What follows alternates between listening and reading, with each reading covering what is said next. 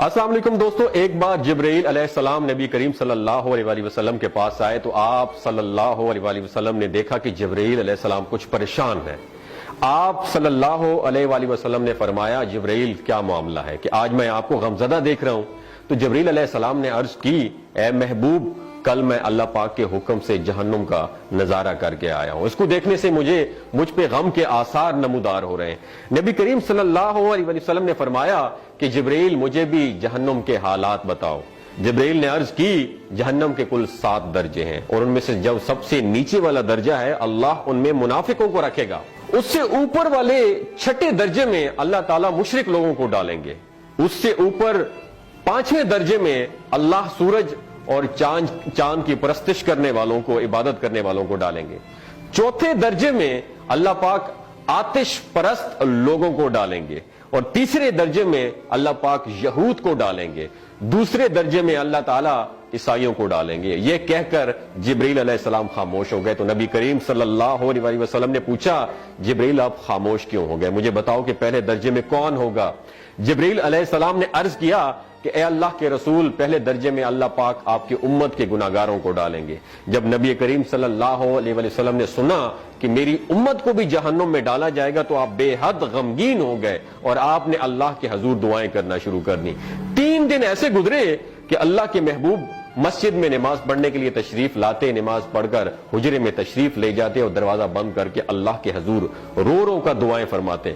صحابہ حیران تھے کہ نبی کریم صلی اللہ علیہ وسلم پر یہ کیفیت کیسے طاری ہوئی ہے، مسجد سے حجرے جاتے ہیں، گھر بھی تشریف لے کر نہیں جا رہے۔ جب 3 دن ہوا تو سیدنا ابو بکر صدیق رضی اللہ تعالیٰ عنہ سے رہا نہیں گیا، وہ دروازے پر آئے اور دستک دی اور سلام کیا لیکن سلام کا جواب نہیں آیا۔ آپ روتے ہوئے سیدنا عمر رضی اللہ تعالیٰ عنہ کے پاس آئے اور فرمایا کہ میں نے سلام کیا لیکن سلام کا جواب نہیں پایا، لہٰذا آپ جائیں، ہو سکتا ہے آپ کو سلام کا جواب مل جائے۔ آپ گئے تو آپ نے 3 مرتبہ سلام کیا لیکن سلام کا جواب نہ آیا۔ حضرت عمر رضی اللہ تعالیٰ عنہ نے سلمان فارسی کو بھیجا لیکن پھر بھی سلام کا جواب نہیں آیا۔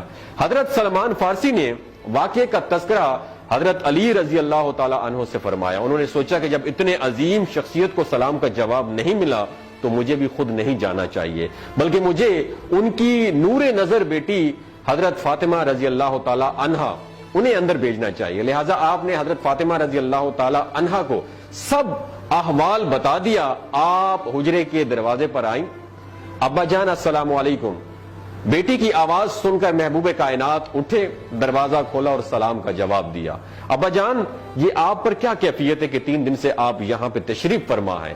نبی کریم صلی اللہ علیہ وسلم نے فرمایا کہ جبرائیل نے مجھے آگاہ کیا ہے کہ میری امت بھی جہنم میں جائے گی۔ فاطمہ بیٹی، مجھے اپنی امت کے گناہگاروں کا غم کھائے جا رہا ہے اور میں اپنے مالک سے دعائیں کر رہا ہوں کہ اللہ ان کو معاف کر دے اور جہنم سے بری کر دے۔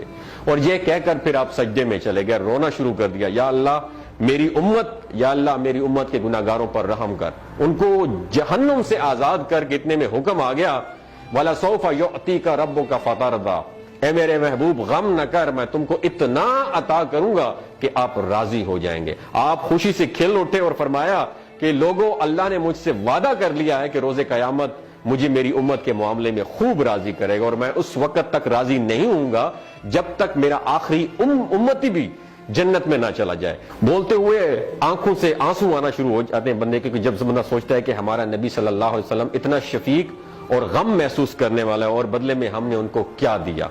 آپ کا 1 سیکنڈ اس ویڈیو کو دوسرے لوگوں تک پہنچانے کا سورس ہے۔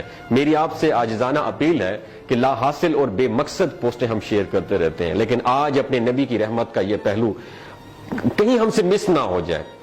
ایک شیئر کر کے اپنا حصہ ضرور ڈالیے گا، کیا پتا کون گناہگار پڑھ کر راہ راست پہ آ جائے اور دوسروں کو تھوڑی سی ہدایت مل جائے۔ کہنے کا مقصد یہ ہے کہ ایک نبی ہمارے لیے اتنا غم خوار ہے اور ہم یہاں بیٹھ کے اس کی امت کے اوپر اتنے مظالم ڈھائے جا رہے ہیں، ہمارے فلسطینی بھائیوں پہ اتنا ظلم کیا جا رہا ہے، لیکن ہم ٹس سے مس نہیں ہو جا رہے۔ آج ہمارے پاس اگر تلواریں ہوتی تو ہم تو بالکل سوچنا ہی ختم کر دیتے، لیکن آج ہمارے پاس میزائل ہیں، آج ہمارے پاس ایٹم بم ہے، لیکن پھر بھی ہم بے حس بنے ہوئے ہیں۔